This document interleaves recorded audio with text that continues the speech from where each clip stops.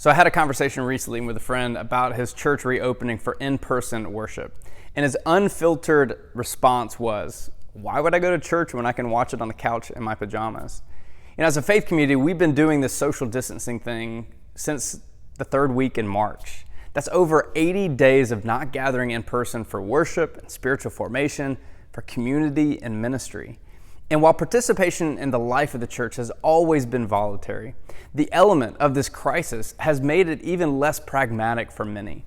And when you stop and think about it, unless someone voluntarily chose to participate in the online streaming of worship, spiritual formation conversations, the digital connection of community with other members, participation in the life of the church has been on hiatus for 3 months. And the nature of this COVID-19 crisis has raised lots of questions in people's minds about the necessity and relevance of the church and their lives. And these are entirely legitimate and understandable questions. And depending on how an individual answers these questions, they will determine whether or not they re-engage the church in this new normal. Unfortunately, I'm willing to bet that many churches will mournfully never see some of their beloved members darken the doors of the sanctuary again.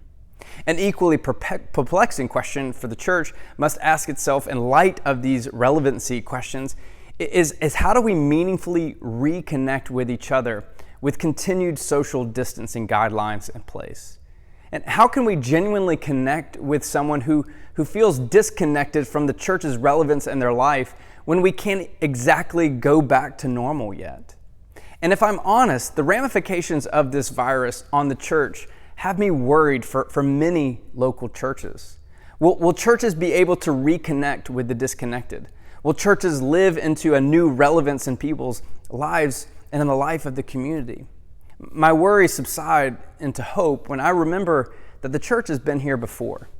Not longer after its birth, the church felt they needed to go into hiding behind closed doors as they were scattered throughout Asia. They too faced setbacks and frustration, questions of irrelevance. And yet the Spirit of God empowered them to see beyond their circumstances, to find a new way of living out their faith together and introducing people to Jesus. And the church saw rapid growth amidst crisis. However, what it took for the church to pivot in crisis and to boldly step forward was people saying yes to be used by God in their lives. Relationships were forged, visits were made, letters were written, and giftedness was shared to build God's church. And this is what the church needs right now. It requires a connection stronger than social distancing will allow. It needs people out of the authenticity of God's love in their lives to reconnect with others in relevant ways. It needs people to share their best selves for God's purpose. But will we say yes to being used by God?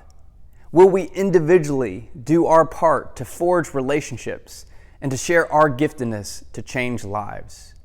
Will we pivot in this crisis and follow the leadership of the Spirit of God?